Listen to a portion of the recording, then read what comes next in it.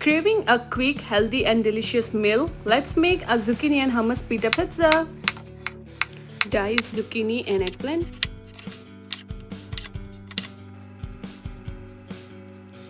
Olive oil, ground cumin, cayenne pepper, sumac, aleppo pepper, sesame seeds and salt. Mix well.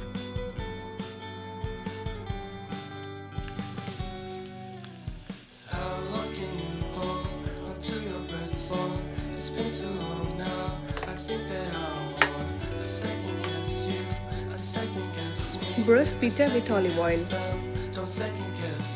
Spread hummus on top.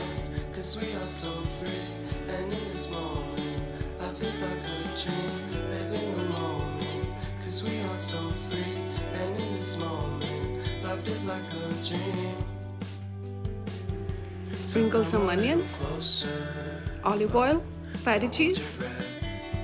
Preheat the oven at 400 Fahrenheit and bake it for 10 to 15 minutes.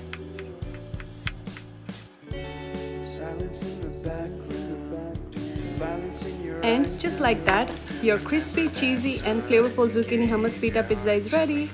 If you love this recipe, hit the like button, save it for later and tag me when you try it.